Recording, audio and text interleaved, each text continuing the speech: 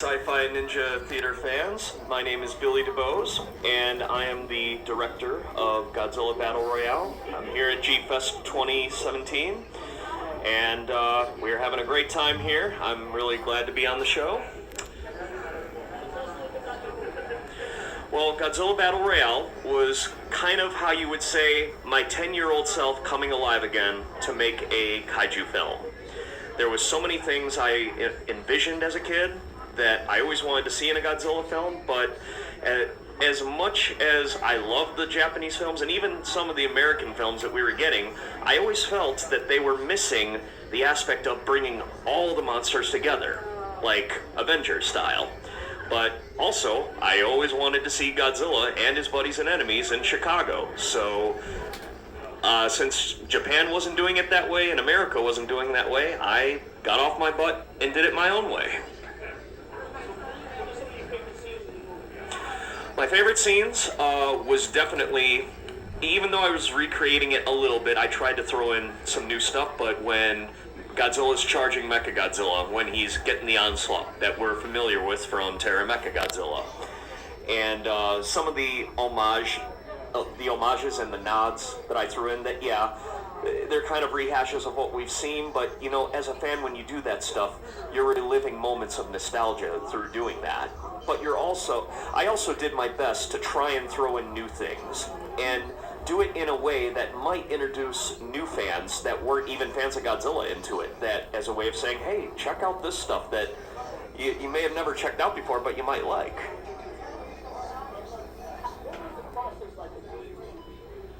The process was very rough at times. It was very time consuming. There was a lot of planning that went into it, and I would also have to wait till every G-Fest so I could round up a whole bunch of people in costume, as that would be the sure place for people to come and celebrate everything Godzilla. But the good thing was I would set up a green screen in the dojo room here, and then when we weren't doing the dojo projects, I would gather up the costume people and put them on the green or the blue screen, and we would roll camera with some actions. I would have them do certain actions at one angle, then turn them around here, do them all over at this angle and that angle, and so on and so forth. And I would do actions that would connect with the others, like in a fight. Like one monster attacks, another monster reacts to it. And I would have to do both attack shots and reacting shots at all these angles. So that way I could connect them through the green screen in compositing process when I got the background shots for Chicago, and then I spliced them all in.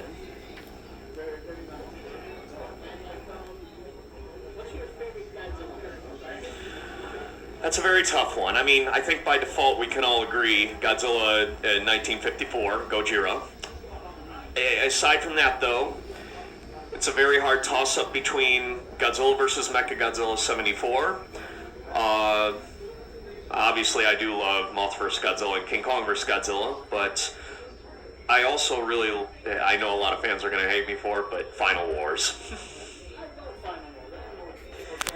Yeah.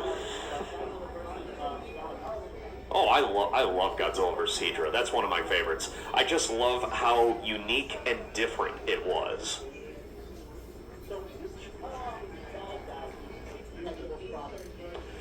That's another good question. I would say, it's funny how King Ghidorah, he always needed help to fight King Ghidorah and defeat him. There was really not one moment where Godzilla has not fought King Ghidorah and won without help. However, in terms of difficulty, it's kind of a toss-up between Mechagodzilla 74 and Hedorah. Mechagodzilla 74 because he almost killed him, and Hedorah because even though Godzilla had the upper hand most of the time, it was just like Hedorah kept coming. There was really no way to fully put him down, and who knows if there's another Hedorah lurking out there that he missed a spot, you know?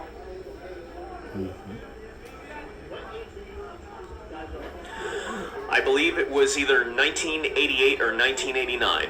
I was playing with my brother, as I normally would, and my father, he knew I loved dinosaur films. There just happened to be a Godzilla film playing on TNT, and it happened to be Monster Zero. And I come down and I see this T-Rex-like dude with big arms, breathing blue fire.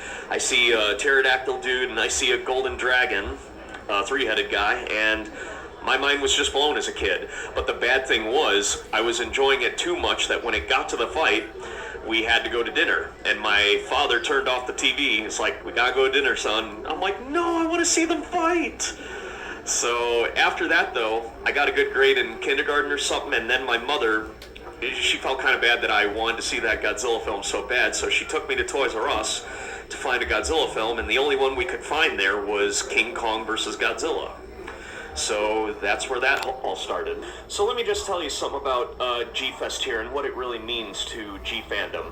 I believe that G-Fest is a annual gathering of just great people who are very dedicated to this fandom, which I think most of us can agree it's not one of the biggest fandoms in the sci-fi community, but it is a very passionate one. And it's one that when people go out of their way to be creative with Godzilla, Gamera, Ultraman, whatever it is, they go from the heart. And it really doesn't matter how much talent you have in whatever area, whether it be costumes, filmmaking, sculptures, or the artist's alley with their artwork. As long as you are creating what you love, that is what matters here. And I believe G-Fest is one of the greatest places, if not one of the greatest cons, to really bring out that creativity. So if you would like to know more about Godzilla Battle Royale, you can visit me on YouTube under Rockstar BD82, or you can find me on Facebook as the Godzilla Battle Royale like page. And I wish you guys all well and hope you all have a great day.